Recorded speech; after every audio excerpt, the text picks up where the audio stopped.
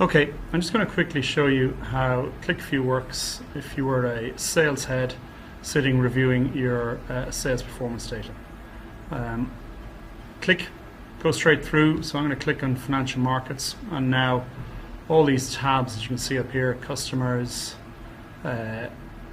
salespeople, etc., they've all now been updated to show you the financial markets view of the world. Okay? Okay, so if I'm the head of this sales area, I want to track how a particular salesperson is doing. What do I do? Take Elizabeth Bloom. Okay, well, I'm going to go to the Sales tab, and I'm just going to search for Elizabeth. And there she is. So I just select her.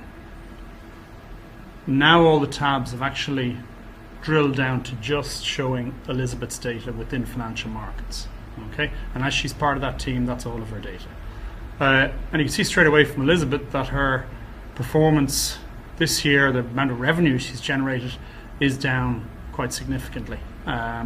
So let's go and have a look at why that might be. So we go in and look at her customers, and you can see here different levels of customer parent. But if we look at the chart showing immediate parent, you can see that in a couple of examples, Kinsella Group and Odger Group, there's big reductions, and it looks like last year was a particularly good year for her with those clients.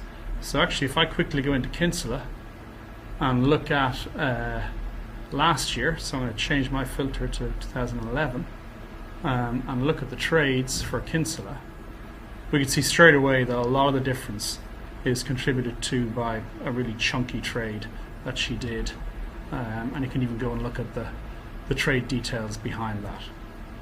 Let's say I'm going to visit a key client and I'm taking a senior banker with me. How can I prepare them and show them what the client's doing? Okay, give me a client. Kerridge. Okay, so let's go to our customer tab, and I'm going to select at the top parent level, I'm going to select Kerridge. I can see straight away I have a couple of entities. Now I'm currently still filtered, as you can see, on financial markets, so I'm just showing him my part of the world. I can see who the main salespeople are and what business they've done with them. So Kenneth Little is the main guy. He's done a lot of cross-currency swaps with them. But actually, given it's senior banker, he's probably interested in what the whole bank is doing. So all I do is I just clear financial markets, and now I can see absolutely everything we're doing with them. Go back to my overview, I can see which business areas. So we've got quite a lot in global origination, quite a lot in equity sales, and then if I go back to my sales, I can see that the key salespeople aren't just my Kenneth Little, but that Dougie Lutley is actually doing quite a lot with them, and he's doing it in ECM origination. So let's say I've got a client that I know we do a lot of origination business with, and I want to see them about potential new financing. Can I see the distribution history for their paper? Take cartoon, for instance.